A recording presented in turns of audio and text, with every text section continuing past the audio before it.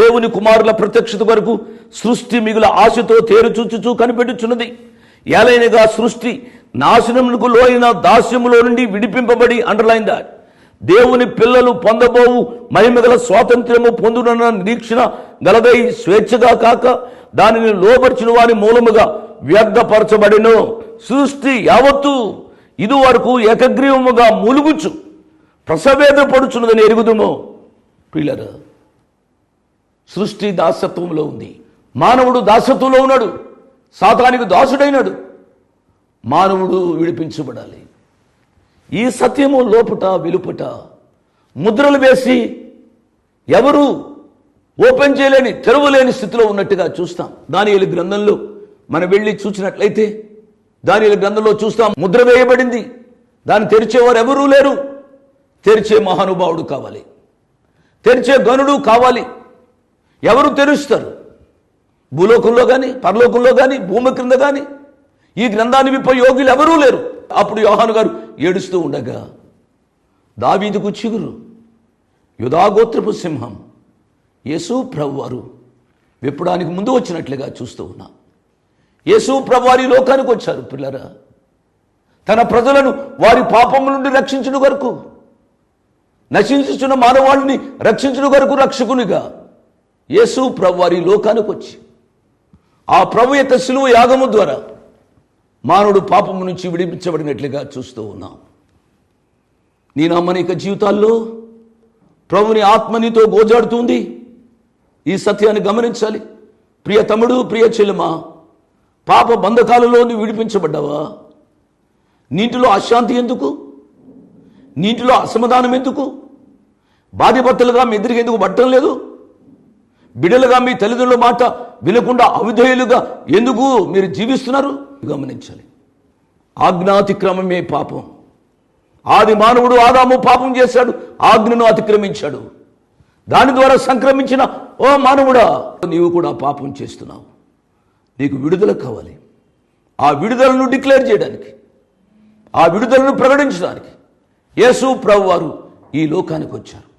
నువ్వు ఆ సత్యాన్ని గమనించాలని ప్రభు పక్షంగా నేను మనవి చేస్తూ ఉన్నాను.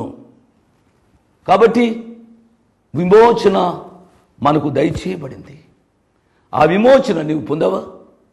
ఆ విమోచన నువ్వు పొందకపోతే ఇది అనుకూల సమయం. ఇదే రక్షణ దినం. రూతును విడిపించినవాడు, హనమేలును విడిపించినవాడు, లోకాన్ని విడిపించినవాడు, నిన్ను విడిపించడానికి సమర్థుడు. నిన్ను కూడా ఈ పాప దాస్యము నుండి విడిపించాలని ఆశపడుతున్నాడు. ఆ ప్రియ ప్రభువుకు రమ్మని నేను మనవి చేస్తూ ఉన్నాను.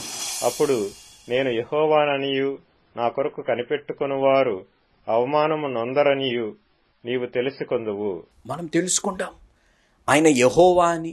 ఆయన యందు నమ్మకం కలిగిన వారు ఎన్నడూ కూడా అవమాన పొందుకోరని మనము తెలుసుకుంటాం. అది మనం తెలుసుకోవాలి అనంటే ఆయన యందు నమ్మకము, నిరీక్షణ కలిగి మనం జీవించాలి. ఈ నిరీక్షణలో నేను 3 విషయాలు చెప్తాను. ఒక విషయాన్ని నేను చెప్పాను. ఏంటిది అనగా అన్సీన్ హోప్, అనగా చూడబడని నిరీక్షణ ఏ విధంగా నోవా గారికి, అబ్రహం గారికి కలిగి ఉందో. ఈరోజు ఇంకొక విషయాన్ని మనం గమనించేది అనగా అన్సర్జింగ్ హోప్ అనే మాటను మనం గమనించాలి.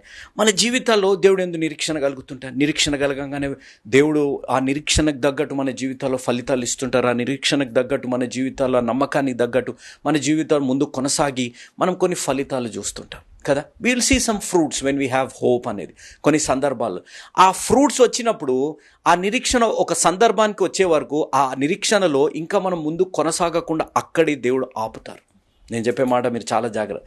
అక్కడే కొన్ని మార్లు మన జీవితాల్లో దేవుడు కొన్ని అడుగులు వేయించాక అక్కడే ఆపుతారు. అదొక పరీక్ష. ఆ పరీక్షలో మన జీవితాలు ఏ విధంగా ఉన్నాయి, ఆ పరీక్షలో మనం ఏ విధమైన స్వభావం కలిగి ఉన్నాం, ఏ విధంగా మన బిహేవియర్, మన ఒబీడియన్స్ దేవుడి పట్ల ఉంది అనేది మనం తెలుసుకోవాలి. ఎందుకు ఈ మాట అంటున్నానంటే, మీరు బైబిల్లో మీరు గమనించండి, hope will always give fruits. Hope is always fruitful. నిరీక్షణ అది కూడా దేవుడి పట్ల ఎప్పుడు కూడా ఫలితాలు ఇచ్చేది, ఫలాన్ని పొందుకునే విధంగా దేవుడు మనల్ని దీవిస్తారు అనేది మనం గ్రహించాలి. కానీ ఆ నిరీక్షణ, ఎమర్జింగ్ హోప్, అన్సర్జింగ్ హోప్ అనగా ఒకసారి నిరీక్షణలో ఉన్నప్పుడు ఒక ఫలితం వచ్చాక ఆ ఫలితం దగ్గర ఆగిపోయినాక తర్వాత మనం ముందుకు ఎందుకు కొనసాగము, ఎందుకు కొనసాగలేకపోతున్నాము అనేది ఒకసారి మనం ఆలోచించి, ఇలాంటి పరిస్థితుల్లో, ఇలాంటి విశ్వాస పరీక్షలు మన జీవితాల్లో ఉన్నప్పుడు మనం శ్రమలు ఎదుర్కొంటాం, మనకు అనుమానాలు వస్తాయి, మన జీవితాల్లో ఎన్నో నిందలు మన జీవితాల్లో మనం పొందుకుంటాం. We will have suffering, we will have doubts, will have lot of things in our life. ఇలాంటి పరిస్థితుల్లో కూడా ఆయన యెహోవా, ఆయన యందు నిరీక్షణ కలిగిన వారు ఎన్నడూ కూడా అవమానపరచబడరు అనేది మనం గ్రహించాలి.